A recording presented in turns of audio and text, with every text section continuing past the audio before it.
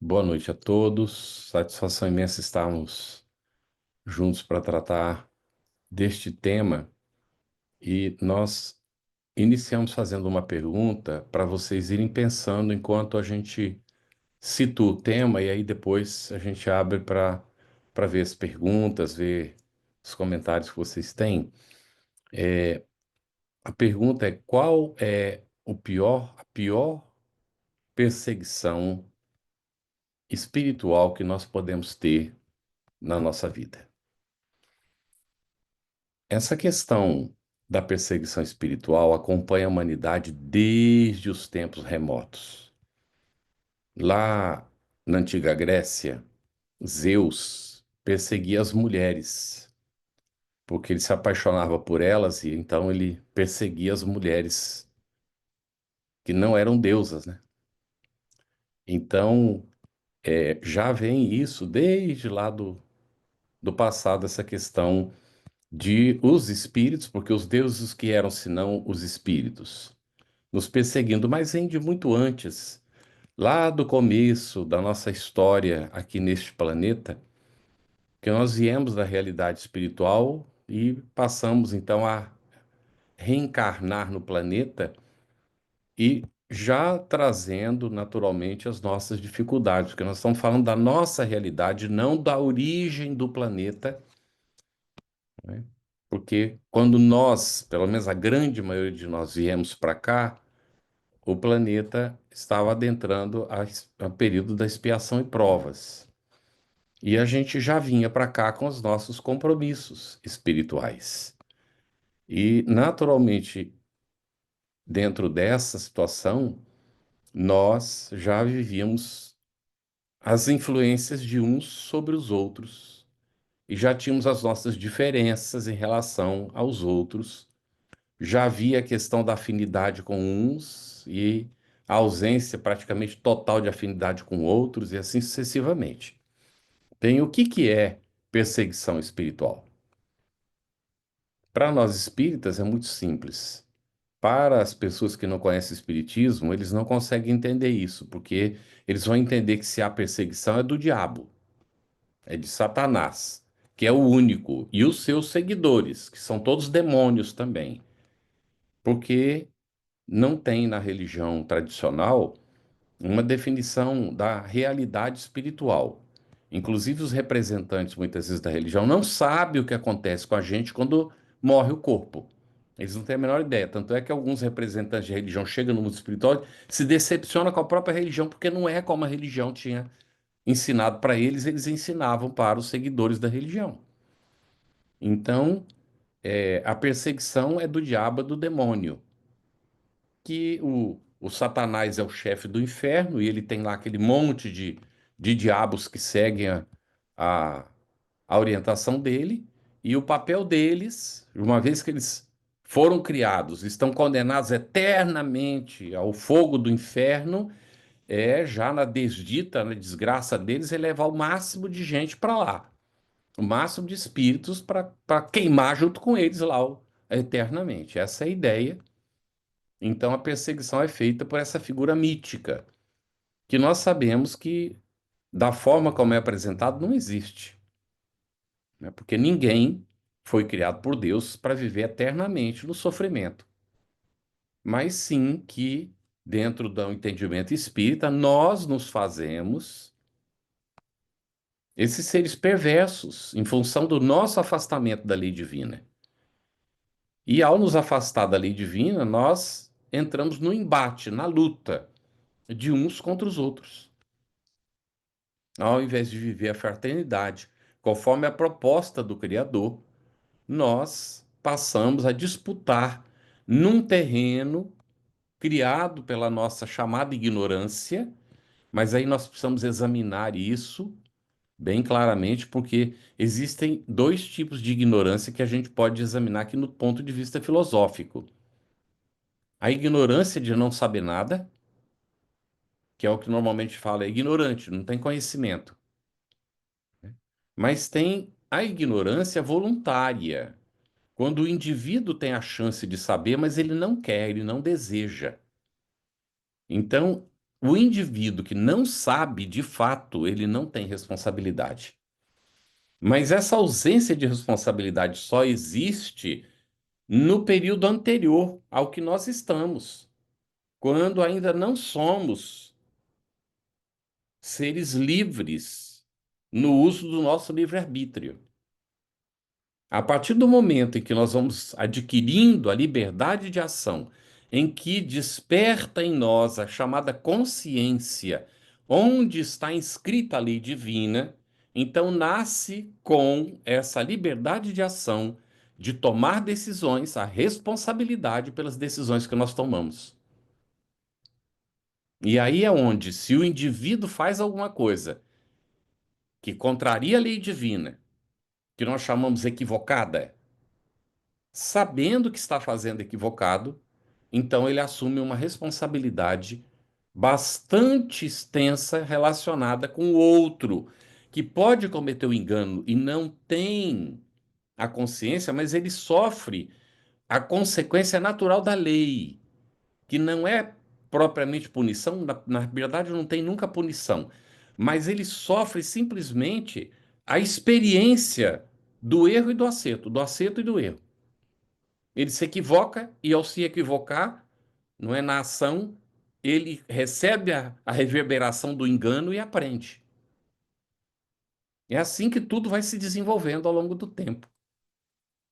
Mas responsabilidade mesmo, o indivíduo só assume na medida em que desperta a consciência, o livre-arbítrio se faz presente, e isso é progressivo, não é de uma hora para outra, leva milênios para que a gente chegue a essa condição e assuma, então, a responsabilidade pelos nossos atos. A partir do momento em que nós vamos assumindo a responsabilidade, em que a gente se engana quando já foi orientado, quando já percebeu no processo evolutivo que o melhor caminho é esse, mas a gente escolhe o outro.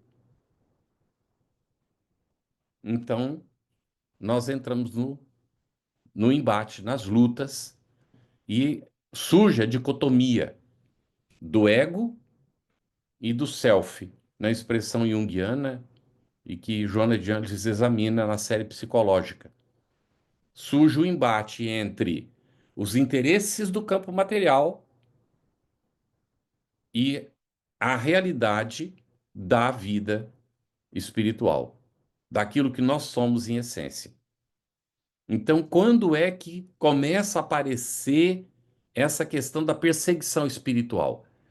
Quando nós agimos e contrariamos a lei divina, causamos um aparente dano para alguém, para outro ser, que se põe então revoltado contra nós e passa a querer que nós paguemos ou cobrar com o próprio esforço aquilo que nós devemos a ele. Ou pode ser o contrário. Alguém nos prejudica, nós nos sentimos lesados e nos tornamos o perseguidor, o cobrador do outro, para que ele nos pague o que nós achamos que ele nos deve. No entanto, e a gente precisa examinar isso aqui, não existe o mal dentro da lei divina. Como é que é? Não tem o mal, não? O mal não existe, então? O mal não existe na lei divina. O mal existe por criação nossa, no uso do livre-arbítrio, quando nós nos afastamos da proposta da lei divina. E o bem, o que é, então? O bem é o respeito à lei divina. E o que diz a lei divina?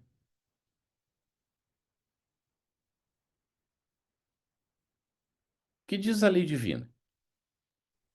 Ama o teu próximo como a ti mesmo. Ama o próximo como a ti mesmo, disse a Jupira. Na essência, esse amor ao próximo, como amar a nós mesmos, amar a Deus de toda a nosso entendimento, de todas as nossas forças, com toda nossa alma. Amar ao próximo como a nós mesmos.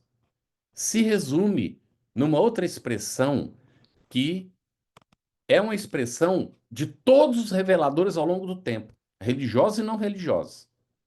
Faça o teu próximo, porque começou com não faça o outro que não gostaria que o outro te fizesse.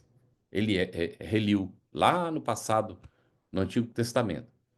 Aí depois, Jesus vem e diz assim: faça ao próximo o que você gostaria que o próximo te fizesse. Vem Allan Kardec, e o que Kardec coloca? Resumindo tudo isso. Fora da caridade, Caridade. não há Razão. salvação.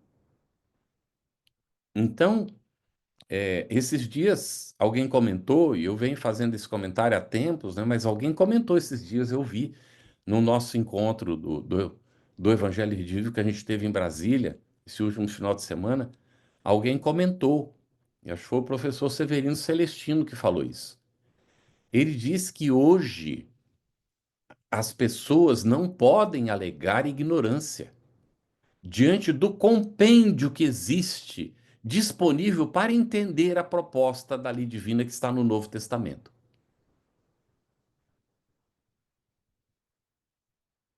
Não dá para pretextar ignorância. Eu fiz porque eu não sabia. Porque está disponível. E existe já uma tendência na humanidade para o bem. Ainda que a maior parte não saiba fazer o bem, mas há um desejo do bem na maioria das pessoas que estão ligadas ao planeta já. Então, nós encontramos esta situação de que todos somos responsáveis.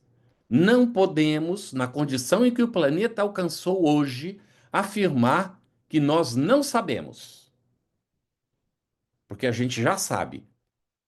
Não importa se não tem religião, porque está aí colocado, repetido e está em tudo, todos os lugares ao alcance de todo mundo, que é O preciso amar ao problema é a próximo. consciência, né? Então, quando nós tomamos uma decisão deliberada de não fazê-lo, nós estamos cometendo enganos, incorremos então na necessidade de espiar os nossos enganos, de reparar aqueles enganos e de então, e aí nós vamos examinar, porque nós estamos falando da perseguição espiritual, rapidamente, para a gente poder entender essa questão aqui, do que é que acontece com a gente quando a gente desrespeita a lei divina. A gente incorre no engano, não é um pecado, a gente já examinou isso antes, é um engano que a gente precisa reparar. Mas a nossa consciência nos pede para espiar. O que que é espiar? Agora vamos lá, vamos ver se alguém nos diz aí o que que é espiar. A gente já tratou disso anteriormente. O que que é espiar? O que que diz lá no céu e inferno? Quando a gente comete um engano, nós temos a necessidade de nos arrepender. Quando a gente se arrepende, a gente precisa espiar Reparar. e reparar o engano. Não é isso? Bem, então vem o arrependimento, a expiação e a reparação. Muito bem. Então, o que que é o espiar? O espiar está dentro daquela ideia de que a gente, quando cometeu engano, saiu do caminho reto. A gente criou um desvio no caminho. Lá na frente a gente percebeu, se arrepende de ter saído fora do caminho. A expiação é retornar para o caminho reto. Tem que refazer o caminho. Está lá simbolizado na parábola do filho pródigo. Quando ele se arrependeu, ele precisou fazer o caminho de volta para ir ao encontro do Pai. Tudo bem para todo mundo? E depois, então, o que é a reparação?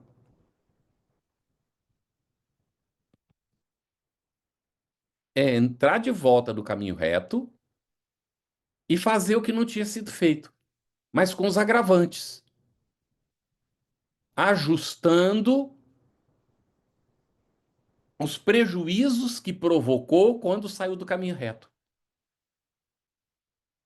Então tem que reparar. expia voltando atrás e vai reparando os enganos que cometeu com as pessoas e aí vai fazer o caminho reto agora. Então vai reparar, não é?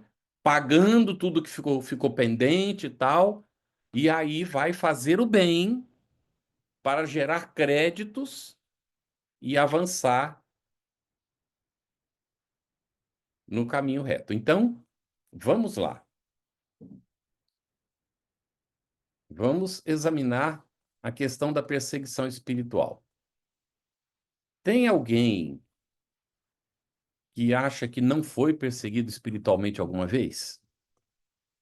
Se tem alguém que não foi, que acha que não foi perseguido espiritualmente, levanta a mão.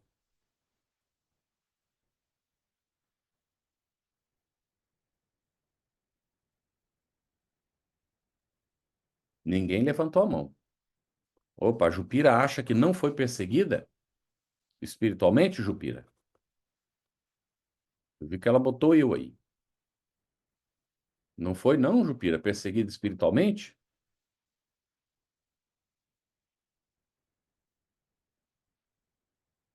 A, a Deluce diz que não sabe. Como sabemos isso?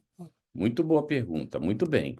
É o que nós estamos buscando. Como é que a gente sabe se a gente teve alguma perseguição espiritual ou não? Muito bem. Vamos lá. Alguém que sofreu alguma perseguição espiritual, diz pra gente, como é que você soube que era uma perseguição espiritual? Levanta a mão aí e fala. Como é que você soube? Vamos fazer uma coisa, o carro não está querendo pegar de jeito nenhum. Vamos descer do carro, alguns, e vamos empurrar o carro para ver se pega no tranco. Estão com medo hoje? Ninguém levanta a mão, tá tudo em silêncio, não sabe a resposta. Pela Vamos sintonia, Carlos. Pela sintonia, pela pelas ideias que sintonia. de repente aparecem. Hum. Dá uma olhadinha aqui no chat, que a Li- Bibi está falando. Talvez a perseguição é quando tomamos uma atitude equivocada? Pergunta. Assunto Aham, complexo. aham. A E, Júlia fala, mas com 17 anos eu precisei ir para um centro, pois eu desmaiava. hum, muito bem. Então, aí a gente vai sofrer perseguição porque a gente saiu fora da lei divina, causou prejuízo para alguém, não é? Isso aí, mais ou menos, que ela está comentando. E aí a outro está lesado e vai querer. Mas, Beth, explica melhor. Pela sintonia, você soube que você estava sendo perseguida? Já vai, Ângela, tá? Tá fechado, acho, o microfone.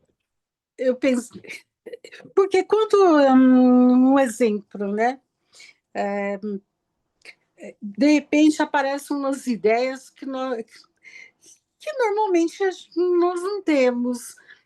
Hum, É muito simples perceber que aquela ideia não é da gente. Olhar para uma pessoa, por exemplo, e começar a fazer julgamento quando a gente não tem muito costume de fazer julgamento. De repente a gente olha para ela e pensa, nossa, hoje ela não deveria ter se comportado. Sabe quando a gente começa a usar um pouco de maledicência ali? Eu já corto rapidinho, porque eu já sei, ali tem alguma coisa errada, essa ideia não é minha. tudo bem. Aí tem um exemplo.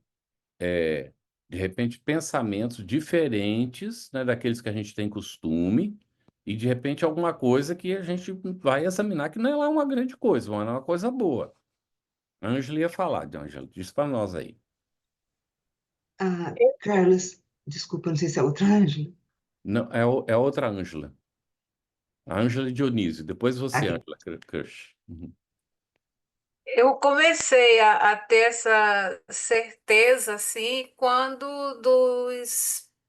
das manifestações mediúnicas, né? Então, era essa sensação que eu tinha de mal-estar, de ouvir, de sentir essas coisas, essas sensações, que hoje eu vejo que essas perseguições foram, na realidade, ajudas, porque me levaram à Olha aí, doutrina.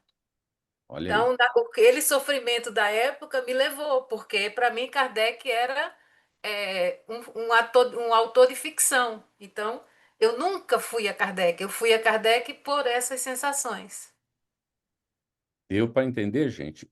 Vocês conhecem mais gente que passou pelo que a Ângela está passando e acabou vindo para o Espiritismo? Alguém de vocês também veio por causa desse tipo de coisa? Normalmente, a gente tem dois caminhos: vem pelo amor ou vem pela dor, não é? A maioria acaba indo ao encontro do Cristo pela dor, pelo sofrimento, não é? E dentro disso, muitas vezes tem as perseguições. Olha lá no Novo Testamento, as descrições das perseguições espirituais, as curas que Jesus fez e que eram, a maior parte, atribuídas à influência dos espíritos. E que hoje os nossos irmãos das religiões fundamentalistas negam que seja isso. Não era a perseguição dos espíritos, não, era o diabo, era o demônio, não é? E aí ninguém consegue entender, ninguém consegue entender. Muito bem, então vamos lá. A Rita está com a mão levantada, depois a Jupira. Eu não sei se é na perseguição, mas um desdobramento onde você confronta um inimigo que você nem sabe se é inimigo ou não. Uhum. Já me aconteceu de confrontar, de ouvir coisas desse espírito que era de confronto, de raiva, de ódio, etc. Mas também tem a perseguição do encarnado, né? Pessoas que você Ah, cruza olha aí. e dá até aquele arrepio na alma, assim, nossa, o que aconteceu, né? E Uhum. existe. Eu acho que eu já tive as duas. Mas a do Uhum. desdobramento eu não sei se está na enquadramento de perseguição espiritual, porque Desdobramento durante o sono, você fala?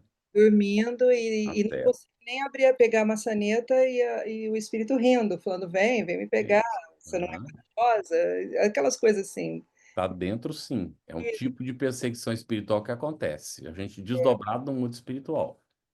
Dá bastante medo, mas em vida também, né? Encarnado também, então. Isso. Foi muito bom que a Rita colocou. A gente ia examinar isso e já vamos aproveitar para colocar.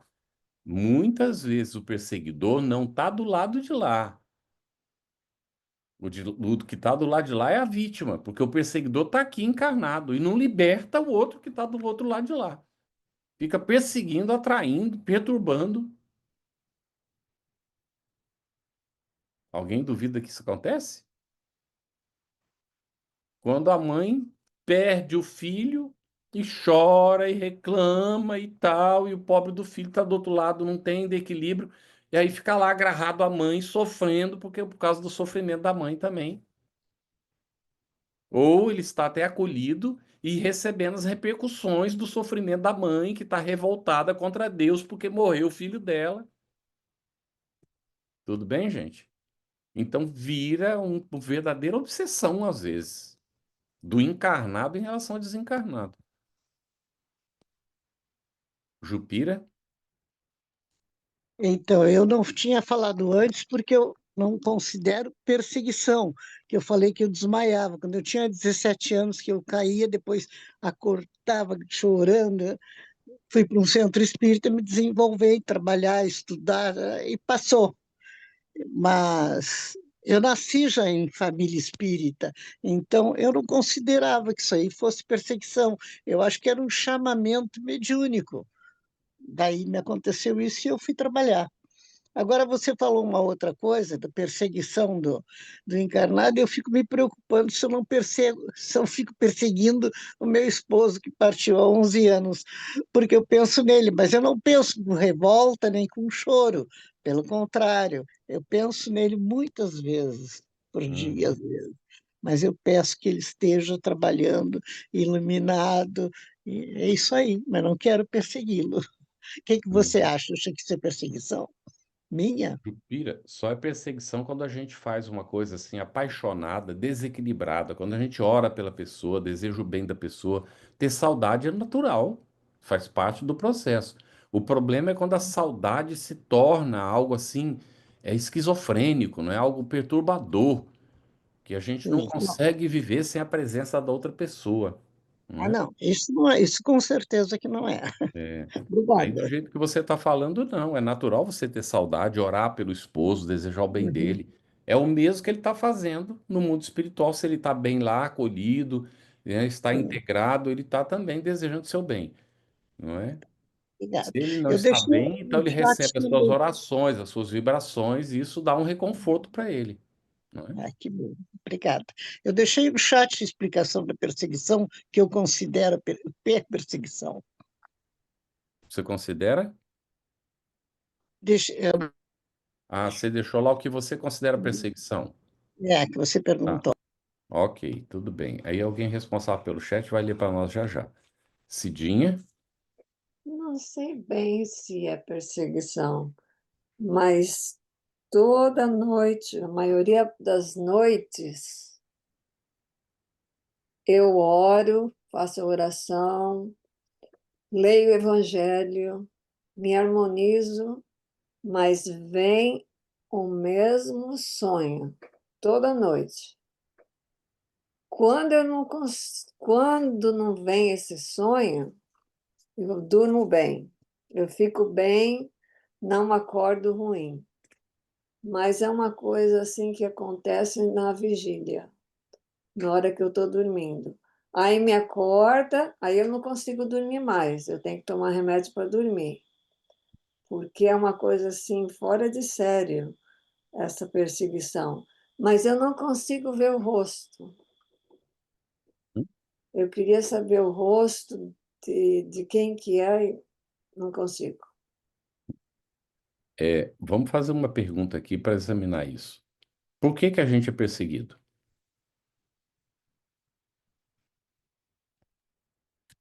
Porque a gente é devedor de algo no passado, né? Muito bem. Então, vamos lá. Nós somos devedores de algo do passado, ou pelo menos a outra pessoa pensa que a gente é, não é? A gente pode ser devedor, ou pode ser que a pessoa tenha acreditado nisso. Mas aqui nós temos que olhar a justiça divina. Ninguém passa pelo que não tem necessidade de passar, senão Deus seria injusto. Isto não significa que a gente precisa se acomodar na situação. Tudo bem isso? Não temos necessidade de nos acomodar na situação. Então, aqui nós já vimos vários tipos de perseguição, né, que foram colocados. Eu queria perguntar para quem perguntou, disse que não sabia, se já entendeu, não é, e pôde identificar se teve alguma perseguição. Vou colocar mais um exemplo e queria que a gente ficasse atento que nós vamos voltar a essa situação que a Cidinha colocou agora. Porque nós precisamos encontrar antes do nosso de terminar, e vocês já podem começar a pensar no assunto também, como é que nós saímos da perseguição? Como é que a gente evita, como a gente sai da perseguição e como é que a gente evita? E aí nós vamos nos lembrar, né, do que Jesus falou a respeito do assunto, tá bem? Então, vamos primeiro aqui ver se houve realmente entendimento do que é perseguição espiritual. Permanece a dúvida? Eu vou dar mais um exemplo, tá? E desculpem que eu coloco exemplo pessoal, mas ele caracteriza exatamente o que a gente está comentando aqui. Tem alguma coisa que você queira colocar do chat, Kemi? Podemos fazer a leitura do chat? Então, a Sim. Jupira já tinha colocado logo no início, quando você fez a pergunta. Quando causamos o mal a alguém e não conseguimos ser perdoados por ter sido grave e nossa caminhada ainda nos causa problemas de culpa, difícil sair da perseguição. Aí a Jupira coloca novamente reconhecer e reparar, né? A Lúcia falou que não sabia como nós saímos. A Vivi falou, essa a gente já leu. Aí, aí também a Jupira já tinha comentado que ela desmaiava. A Maria Helena faz uma pergunta. Se erramos, mas a pessoa que foi prejudicada não sabe, o que pode acontecer? Aí ela me responde no caso de como ela sente. Pensamento fixo, raiva, tristeza, perturbação mental. Aí a Vivi comenta aí que ela já ouviu falar. Aí depois a Lucy comenta: minha sogra perdeu a filha e ela rezava para a filha voltar. Depois meu sobrinho de 6 anos via espíritos escuros andando naquela casa. Aí essas últimas perguntas que você comentou, a Arlete fala da afinidade, os desviamos do caminho, está ficando claro. A Vivi está falando que está ficando bem claro. E é isso no chat. Ótimo. Tá ficando mais claro, né? Então, vejam lá. Eu já pedi desculpa pelo exemplo pessoal, mas ele ilustra. Desculpa, a Mirella acabou de colocar aqui. Poderia elucidar sobre a diferença entre a obsessão e a perseguição espiritual? Uhum, Divaldo tinha, quando encarnado, muitos perseguidores, mas não permitiu se tornar um obsediado. Poderia abordar essa questão? uhum. É bem interessante, vamos esclarecer isso, não é? A questão de ser ou não obsidiado depende de nós.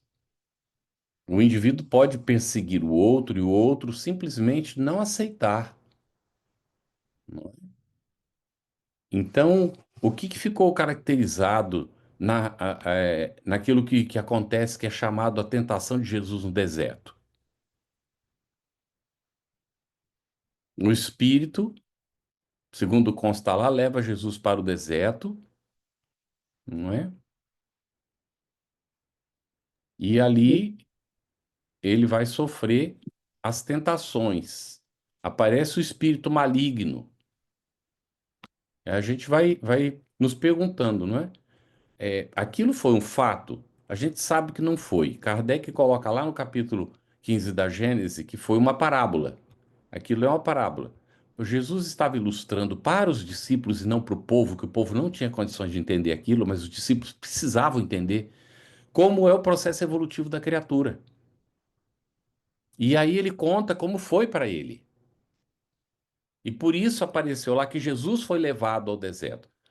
Todos nós somos levados ao deserto. O que que é o deserto? 115 do Livro dos Espíritos. Todos somos criados simples, ignorantes e submetidos às provas. Né? Todos somos criados simples e ignorantes por Deus e submetidos às provas que nos desenvolverão para irmos ao encontro dele. E aí vem: os dóceis evoluem mais rápido do que os rebeldes. O que são os rebeldes? Os perseguidores que são perseguidos também por causa do que geram. Então, Jesus foi criado simples e ignorante, foi no berço da matéria e foi submetido às provas. E dentro das provas, ele então indica para nós como seguir o caminho sem se equivocar. E quando ele é colocado no deserto, o que é o deserto? O deserto é o contato com a matéria, onde o espírito, que é a essência divina, vai passar pelas privações, pelos desafios, pelas necessidades, onde ele vai desenvolver o seu potencial. Tudo bem? É quando então toda criatura encarna. Agora, reencarnar é uma questão de escolha.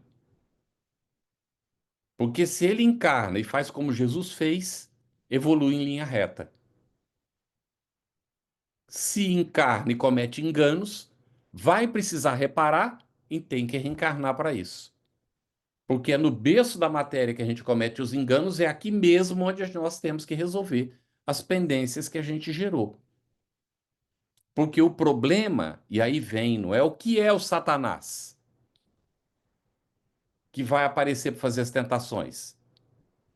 É justamente o apego à matéria. E todos nós, no nosso processo evolutivo, somos submetidos a esse desafio. Todos, sem exceção. Qual é o primeiro desafio? Transforma essas pedras em pão. Como é que a gente transforma a pedra em pão? Já falei isso no passado, alguém já deve ter ouvido. Como é que transforma a pedra em pão? É um milagre? Está lá dito que é um milagre. Então ficou condenado, não é para fazer milagre, porque se fica tentando fazer milagre, contraria a lei divina. A milagre de ficar multiplicando os pães. Não tem nada a ver com milagre. Tem nada a ver com essa bobagem. Como é que a gente como é que a gente transforma a pedra em pão?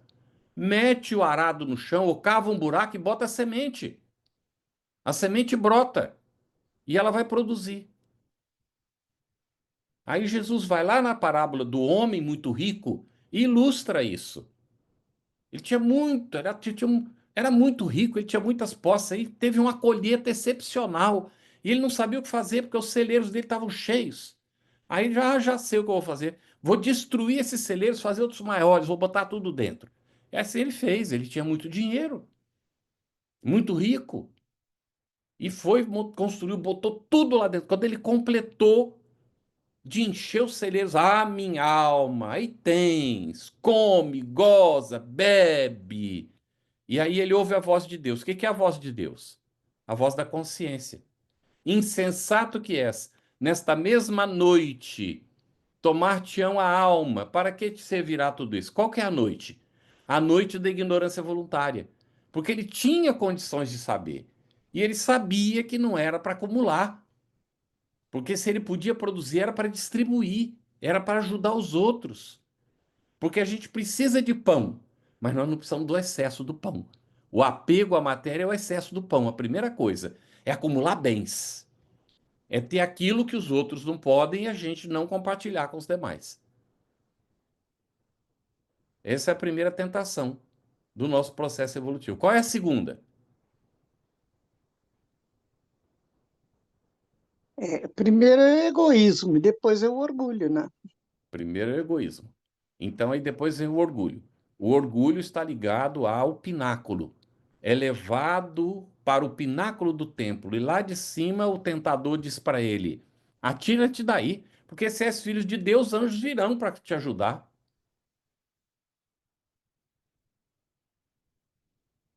Aí está representado o poder temporal religioso, o poder daqueles que se colocam aqui como representantes de Deus diante dos outros seus irmãos. E ficam achando que porque eles são representantes de Deus diante dos seus irmãos, eles estão salvos. É aí onde acontece a decepção que vai ser descrita pelos espíritos daqueles representantes de religião que chegam no mundo espiritual e não encontram o que havia sido prometido para eles. Eles vão sofrer. E aí eles se rebelam contra a religião.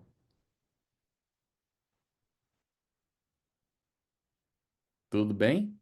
Então nós não temos o direito de que os outros sejam dependentes de nós para chegar ao chamado céu, que na verdade nem existe.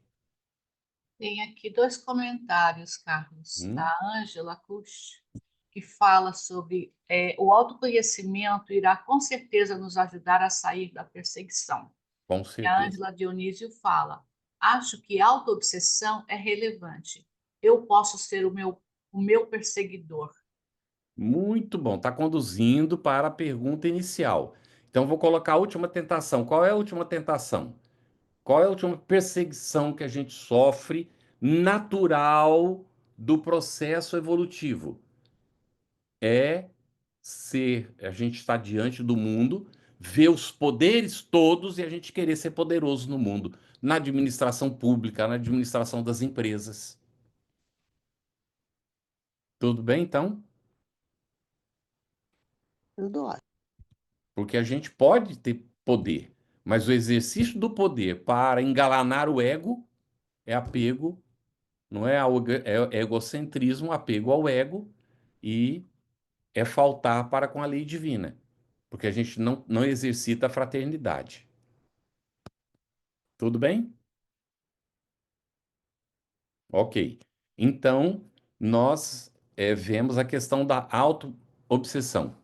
O que que é? Nesse caso, o obsessor é o próprio perseguidor, porque é o próprio indivíduo e é o próprio perseguido na auto-obsessão.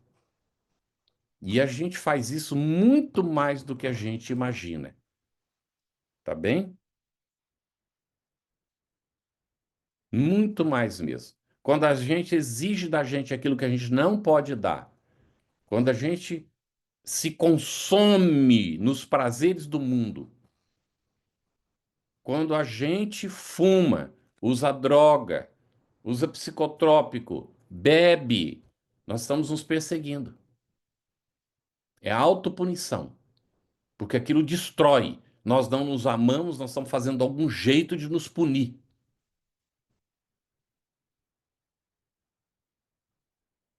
Tudo bem? Todos os vícios estão radicados no interesse pessoal que gera o egoísmo. O egoísmo é o pai de todos os demais vícios, conforme o livro dos Espíritos. E todo vício tem origem no egoísmo. E nós nos tornamos perseguidores de nós mesmos quando nós nos egocentramos. Quando nós nos afastamos da lei divina, nós já iniciamos o processo da autoperseguição. E é impressionante, impressionante. Então, qual é, vou voltar à pergunta inicial, a pior perseguição que nós podemos sofrer? Qual é a pior perseguição que nós podemos sofrer? Vamos lá, então. Comentando aqui, já já vocês começam a responder isso para a gente. Nós vimos aqui os vários tipos de perseguição, certo? Nós temos a perseguição do desencarnado em relação ao encarnado, do encarnado em relação ao desencarnado. Nós temos as perseguições comuns do esposo em relação à esposa e vice-versa, dos irmãos entre si, dos filhos em relação aos pais e vice-versa. Ainda hoje nós soubemos de uma situação de uma criança autista que sofria pancadaria da mãe por mais de 8 anos. Foi só quando foi ser descoberto por uma professora que isso estava acontecendo. A Então, a Vivi ah, coloca aqui, não controlar os nossos vícios. E a Arlete coloca, é a nossa própria. muito bem. Uhum. Não controlar os nossos vícios é a perseguição de nós mesmos. E a É a Ângela, autopunição. E aí entra os outros perseguidores. Os que querem que a gente, não é, permaneça no vício, que a gente, inclusive, se comprometa mais ainda. Sim, pode falar, Ken. a Ângela Dionísio fala, a minha consciência, ou seja, eu mesma. Isso aí. A consciência vai nos cobrar porque lá está a lei divina e vai nos indicar o caminho e a gente percebe que se equivocou. A responsabilidade não é da consciência, é do ego. Porque a consciência é um diretivo, é um direcionamento. Mas o ego é que é o grande problema dentro de tudo isso. Muito bem. Qual é o pior tipo de perseguição que a gente pode sofrer?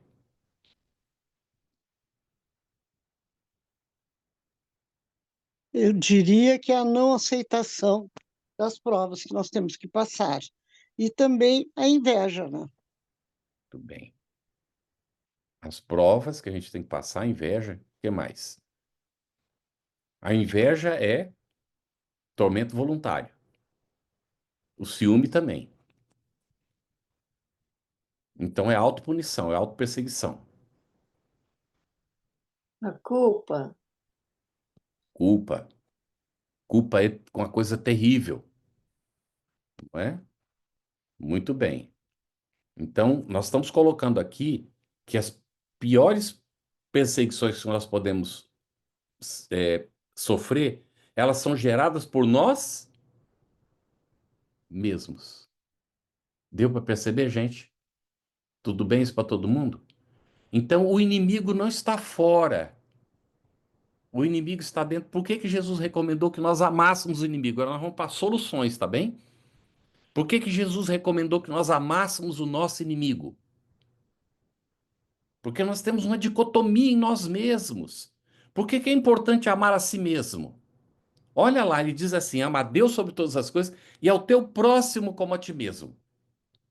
E diz para orar pelos inimigos, para amar os inimigos. Kardec vai desenvolver isso de uma maneira excepcional. Qual é o maior inimigo da essência divina, do espírito imortal? O que que é o verdadeiro Satanás, que é o contraditor, o inimigo? É o apego à matéria. Esse é o verdadeiro Satanás, o apego. Esse é o pecado original. É se apegar à matéria. É gerar a necessidade de utilizar a energia criadora da vida para sofrer as reencarnações. Então, quais são as soluções que nós podemos encontrar? 919 do Livro dos Espíritos, autoconhecimento, não é isso? Homem, conhece-te a ti mesmo, lá do Templo de Delfos, que Sócrates pegou e desenvolveu muito bem para o nosso entendimento, Platão, Autoconhecimento. Não é isso? Não adianta usar como fórmula, gente. A pergunta é: eu estou fazendo meu autoconhecimento? Como é que eu vou me autoconhecer? Se eu não me dedicar a examinar o que está dentro de mim. Fazer uma meditação que é um mergulho para dentro. E aí, uma das maiores dificuldades da meditação é que logo no começo a gente começa a encontrar os monstros que a gente não quer reconhecer. E às vezes a gente prefere ignorar que eles existem, mas enquanto nós ignorarmos, eles seguirão dominando. Porque o vício, ele estabelece um padrão e eles nos domina. A gente é escravo do vício, escravo do ego. Então, qual é a solução? Autoconhecimento. Primeiro passo, não é? É a busca realmente de identificar o que nós temos de equivocado, mas também os potenciais que estão dentro de nós. Porque tem gente que acha que é pecado pensar que tem qualidades. É que se fala que não pode alardear, não pode alardear, não precisa contar para os outros, mas nós temos que ter consciência do nosso potencial já desenvolvido. Deu para perceber, gente? Eu tenho que saber quais são as minhas forças, quais são minhas fraquezas, quais são minhas oportunidades e quais são as ameaças. Tudo bem? Eu tenho que conhecer isso. Então, como é que eu vou trabalhar para evitar as perseguições? Vamos lá, nós temos aqui pouquinhos minutos. Eu vou fazendo perguntas, você vai refletindo. Você ora todo dia? Com regularidade? Bem. Você faz leitura de páginas nobres todo dia? Não precisa ser necessariamente espiritismo, né? Mas você lê páginas nobres que propõem. Você seleciona o que você vê no celular, não vou nem falar na televisão, né? Quase todo mundo já não vai tendo mais televisão ou não usa mais para isso, mas ainda se tem televisão. Você seleciona o que você vê nos meios de comunicação? Você faz questão de ter seguidores na internet?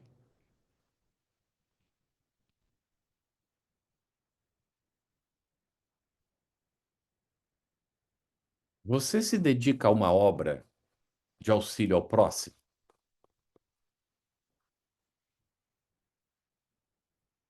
Você estuda o espiritismo todo dia? Se você é espírita? Ou você estuda o Novo Testamento se você é cristão? Ou você estuda a Bíblia se você, não é, aceita a Bíblia como sua orientação? Você tem um compromisso seu com o seu Criador? Você conversa com ele? Com seu pai? Você conversa com o seu anjo da guarda? Quando você percebe que tem algum perigo, você recorre a quem? Deu para perceber?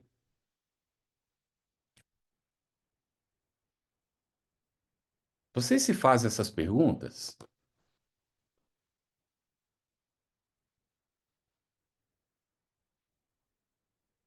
Como é que eu vou saber se eu estou perseguido ou não? Uma pessoa chega e te fala alguma coisa que contrariou você. Vira um vulcão lá dentro. Num dado momento explode. Que você agride a pessoa, fala qualquer coisa. Você está sendo perseguido? Você tem dúvida? Porque se não estava, a partir de agora vai estar. Deu para perceber? Então, o que é que eu faço para controlar aquilo que eu não gostaria que continuasse dentro de mim? Você já identificou aquilo que você não gosta que esteja mais ali? E se você sente que não tem condição sozinho, você sabe a quem recorrer? Ao que recorrer? Tudo bem, gente? Como é que nós vamos nos livrar dos nossos perseguidores? Isso eu queria que vocês respondessem. Faltam só 2 minutos. Uma palavra. Como é que eu vou me livrar dos meus perseguidores?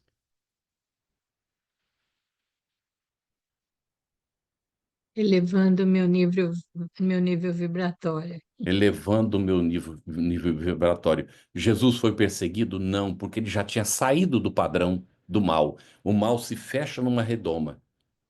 Ele nunca prejudica o bem. O mal só prejudica a ele mesmo. Nunca. Porque do mal que nós produzimos, Deus tira o bem. Porque ninguém faz o mal para o outro se o outro não tiver necessidade de passar pela experiência. Então, o dia que eu estou sofrendo aquilo que eu acho que é o mal, eu preciso refletir. Porque é um chamado para que eu descubra o caminho para me livrar do meu perseguidor. E o meu principal perseguidor se chama ego.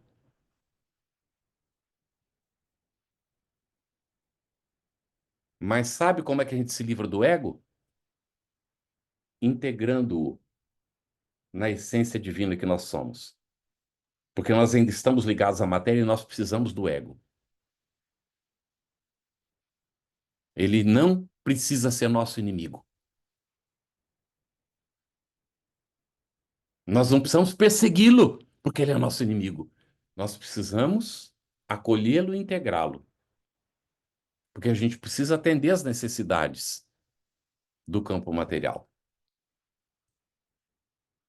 Mas não precisamos ser do mundo para isso. Nós podemos estar no mundo sem ser do mundo. Uma pergunta da Lúcia aqui. Mas a Bíblia diz que o Satanás foi atrás de Jesus. A Bíblia não diz isso.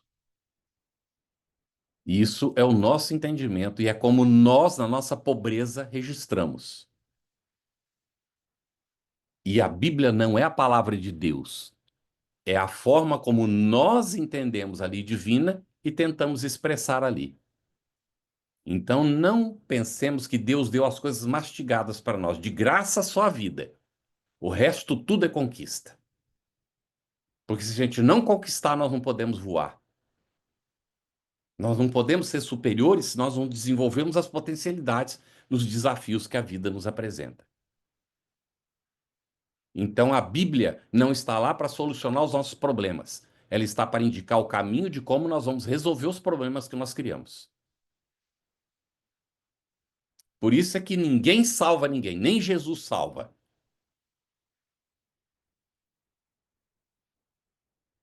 Porque a salvação é justamente a caridade que nós fazemos para o nosso semelhante no cumprimento da lei divina. É a nossa entrega pela fraternidade ao cumprimento do destino que Deus nos outorgou.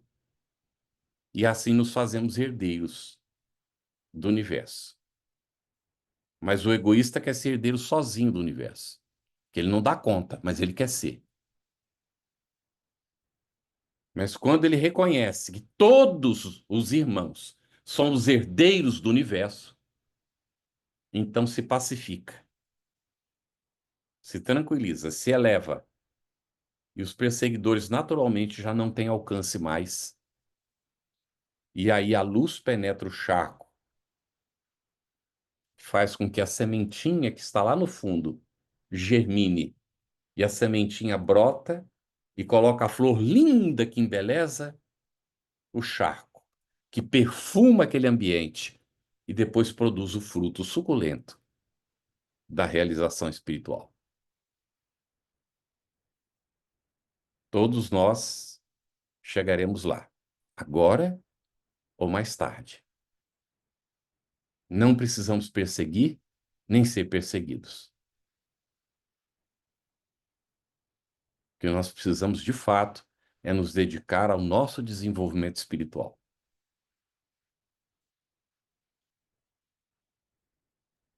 Eu não sei se você já respondeu essa pergunta da Maria Helena, ou eu me perdi aqui. Se erramos, mas a pessoa que foi prejudicada não sabe o que pode acontecer? Você já respondeu essa? Acontece que a problemática não está em quem foi prejudicado, porque não há prejuízo. Se a pessoa nem sabe que foi prejudicada, então ela absorveu o que aconteceu e foi adiante. E isso é o que precisa ser feito. Não é? Ainda que ela se desse conta, ela tem que seguir adiante, porque aconteceu por uma razão, porque ela tinha necessidade daquilo. Agora, aquele que perseguiu Ai, o escândalo tem que vir, mas ai daquele que provocar o escândalo. Porque quando nós prejudicamos, nós adquirimos a dívida, nós precisaremos reparar. Então, a pessoa que nem sabe que foi perseguida, que foi prejudicada, que sofreu um prejuízo, é a pessoa que realmente está num patamar de evolução, ou está muito distraída ainda, não é? Ou está num patamar de evolução que já não se incomoda com o suposto mal que os outros fazem. Porque bendita é a mão que te fere, uma vez que ela te ajuda a te libertar da tua própria ignorância, dos teus próprios problemas. Obrigada, Carlos. É, só lembrando, na semana que vem, a Nani, né, de Nani Mendonça, ela estará aqui conosco. Era para ela estar na semana passada, mas por questões de saúde ela não pôde. Ela falará sobre o tema saúde, paz e equilíbrio, da continuação aqui do nosso, né, desse tema aqui, sobre perseguição espiritual, como é que a gente pode ter essa saúde, essa paz e esse equilíbrio, principalmente o lado espiritual. A gente vai pedir, então, rápidas considerações, agradecendo aí a presença de todos, as perguntas e as respostas, e as suas considerações finais, Carlos, e a prece de encerramento para todos nós, viu? Obrigada. Ótima reflexão para todos Obrigado, nós, Akemi. né? Agradecimentos a todos. As nossas palavras finais são de gratidão, né, pela atenção, o carinho, a participação de vocês. Nós construímos juntos, gente, sempre. Então, às vezes a pessoa fica calada, mas a pessoa está absorvendo e está emitindo energias, vibrações. Isso fortalece ou enfraquece o facilitador do dia, não é? Naturalmente. Então, a gente recebe as energias positivas e, naturalmente, as energias negativas, nós desejamos que os irmãos que ainda vibram nessa faixa possam despertar para o prejuízo que estão causando a si mesmos, né? Então, oremos.